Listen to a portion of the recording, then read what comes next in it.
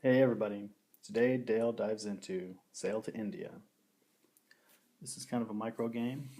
It only has a couple of cards in the deck and some cubes. We're going to be manipulating these ships, making our way down along the coast to these various towns.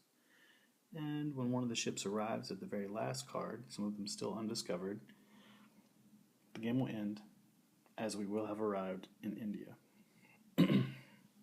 So each player gets the bankers, and that's indicated here with the wealth marker track. And this is the shipbuilder, which increases the power, the velocity, the movement speed of your ships. And your technologists will be moving up here into these different areas, and you can purchase developments, which are going to help you throughout the game. So a lot of different enhancements to the behavior of your ships and other markers can be found. Victory points here are going to be tracked. Also, one unique characteristic of this game is that these cubes are going to be counting both as trade goods and ships, as well as marking your territory, so to speak, when you own strongholds, markets, or churches. And you have to move these cubes into and around these various ports of call, as well as moving them down here to begin your victory point acquisition. So as a resource, these cubes are your everything. So we're going to go ahead and begin. The yellow player will be beginning, and there are 5 things you can do on your turn. 6 things, but you get to choose only 2 of them per turn. Employing a marker costs you 1 gold. You can move your ships, all of them at once, as well as turn them into trade goods. That's all included in moving ships. You can sell your goods, and then here's the handy chart. If you sell many varying types, you get more wealth, as well as a couple of victory points into the bargain. You can spend 2 gold to move any of your ships from one of the seaports up onto one of the buildings, thus claiming it. Acquiring technology, which we already spoke about, and your shipwrights can also expend one of your actions to improve the speed of those ships. So let's go ahead and get started. Yellow player, I believe, is going to go ahead and spend, I think we're just going to go ahead and spend 2 gold, which is going to take both of our turns. This banker is going to be returned to Lisboa. So we're going to get 2 ships. That was 2 separate actions, ending the yellow player's turn. Alright, let's see. Red, oops, I mixed it all up. Red had a yellow banker instead of a red banker. Alright, a red player is going to similarly spend 1 gold to get 1 more ship, but this player is going to go ahead and sail. We can note here that we have a movement speed of 1. So both ships are going to go ahead and sail, and both of them are going to go ahead and land atop these indicators of the type of trade good. And we can see here that we have gold, jewels, coffee, sugar, cloth, and spice. Back around to yellow. Now with this full fleet, what's yellow going to do with it? I think yellow is going to begin by moving all 4 ships into the sea below this port of call just beside Lisboa, and then I'm going to move all 4 ships again. 2 of them are going to remain here in the bottom, indicated by this watery depths, these watery depths, and they are going to claim the jewels and the cloth. Back around to red. Let's see here. Red having 1 gold left, burning a hole in his or her pocket. Maybe we can go up here and evaluate what we can buy. So we can only be purchasing from this first card, as they are more expensive here as we go further down to the more highly developed scientific areas. Let's see here. Now normally when markers are already devoted to trade goods or they have turned into building markers, they can't go back down into the water, becoming ships once again. Geography lets you return them to being ships. Let's see here.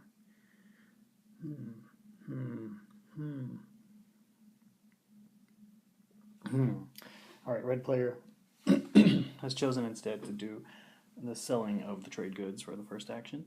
Both of these are returned to Lisboa, and as we have two different types of trade goods, we are going to get 2 wealth. However, we're not going to get any victory points at all. Red has to allot one of these cubes from Lisboa over here on the victory point tracker, and well, actually, we're not getting any victory points at all. Pardon me. Banker's just going to move up too. Alright, for the second action, we're going to spend 2 of those to increase the movement speed of the ships. There we are. My wires were crossed for just a couple of moments, but we're back in business. Alright, yellow player has a very simple choice this time. I'm going to go ahead and sail the ships. One going this way, and one going this way. I'm going to go ahead and turn them into trade goods. Thus, we have 4 different types already. After sailing, we're going to go ahead and sell. So 4 varying types of trade goods is going to equate to, in this case, yes, we are going to get 1 victory point for that sale. And it's going to be tracked here. We took a cube from Lisboa, which becomes a historian, I believe they're called. And since we sold 4 different types of products, we got 4 gold. We also have to choose another banker here from Lisboa. And blam, 4 gold. So the yellow player has moved swiftly ahead and has done some masterful trading. Back to the red player. With these faster ships, we can accomplish more. So I think first of all, we're going to sell 1 gold to produce another ship. And then we're going to sail. So red is kind of caught up here. We can sail a total of 2. So in this case, we already have 3 goods there in the quiver, ready to be sold. And I believe that rounds out our turn for the red player. Yellow, I think, is going to similarly increase the movement speed to 2. And since they're suspecting that red is probably going to do a sail next turn, they are going to spend 1 more gold and allot themselves 1 more ship in preparation for sailing. Red player, as expected, they're going to do some sails. First of all, we're going to move. Alright, red player sails this cube over 2, flipping over this card, and in the process earning 1 victory point. So we want to go ahead and mark that. However, red has not allotted a cube quite yet to that type of behavior. So we're going to have to choose carefully here. We can't lose that victory point. This is the first mention of coffee, and the yellow player cannot access that coffee with its slower movement speed. So I think what we're going to do is take away, as a free action, which doesn't count as anything, we're going to take this cube from this coastal town, move it right over here, claim that 1 victory point, and then since we are just rounding out the movement action, we can go ahead there, place that cube in the coffee beans. And for red's second action, remember it was free to move, let's see here, any ships, trade goods, markers, buildings, bankers, or historians back to Lisboa.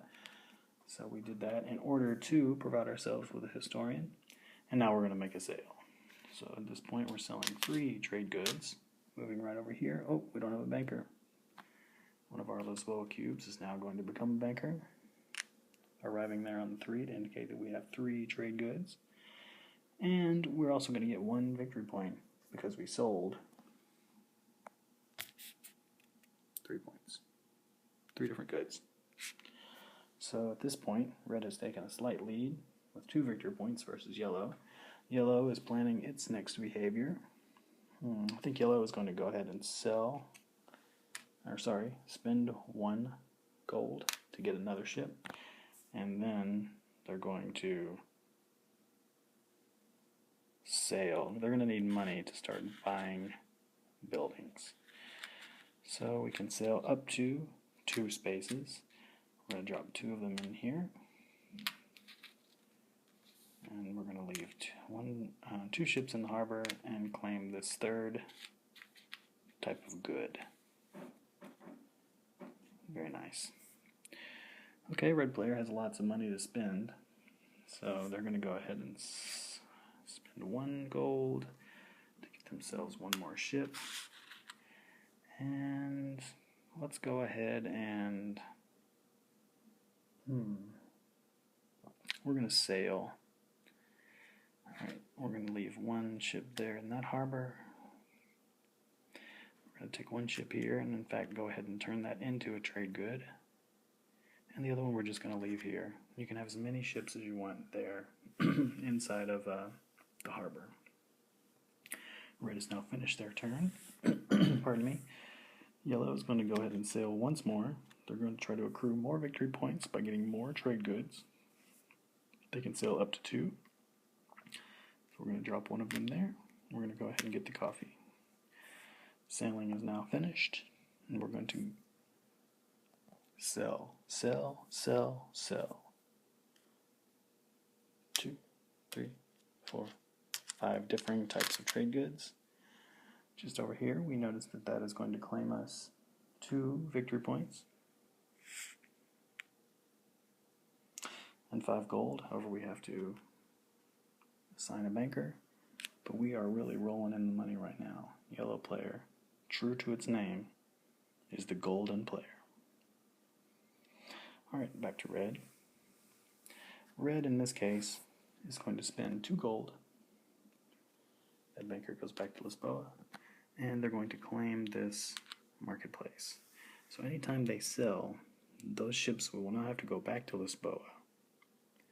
They can remain there in the marketplace, however they count as one of these trade goods, in this case fabric. Although 1 ship at least has to ship from these circular representations of trade goods, you can't simply sell from your assembled marketplaces. Alright, that was the first action. For the second one, I'm going to move this ship. And let's see, we already have cloth here.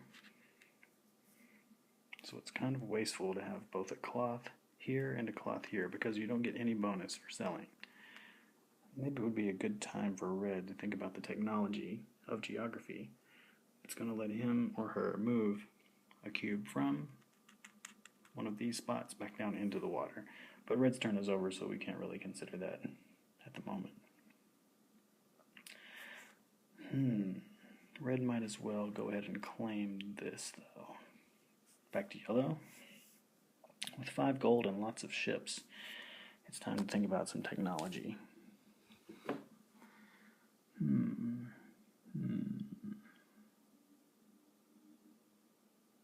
How about spending 3 to claim this factory?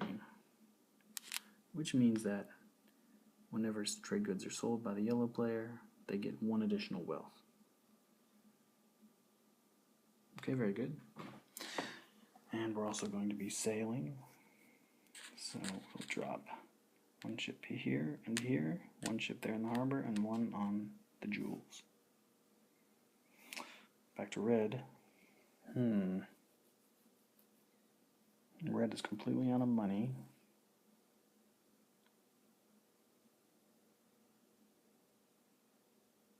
The first thing red thinks that he or she is going to do is sell. So these 2 items are going to be returned to Lisboa, and this also counts as a sold trade good. However, we sold only 2 different kinds, which gets us 2 gold. After that sale, red is confident that they need to start thinking about technology since this race has begun to be run. We're going to choose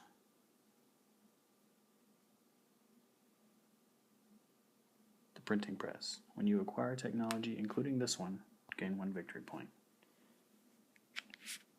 Ratcheting this up to 3 and tying the yellow and the red player for victory points. Back to yellow. We're going to try to do a big sail this time, once again. So we are going to first have to move. However, after moving, it seems satisfactory to spend 2 gold. And that banker arrives back in Lisboa, and this cube is going to claim this stronghold. We'll find out what strongholds do in just a couple of moments. So moving and claiming a building is all we can do. And now we're going to be heading back to the red corner, and in this case red is going to take both actions to sell, or excuse me, I keep saying sell, to buy 2 more ships. Back to yellow, we're going to make our sale, which in this case is 3, and we have to assign a banker. That's 3 gold, and now we're going to move ships. So first of all, since we own this stronghold just here, we can move the ships before moving to the stronghold, indicating that this is an area of the coastline that we control. And now we get to move. So we're going to move, let's see, we're just going to leave 1 ship here. We're going to sail the other 2 ships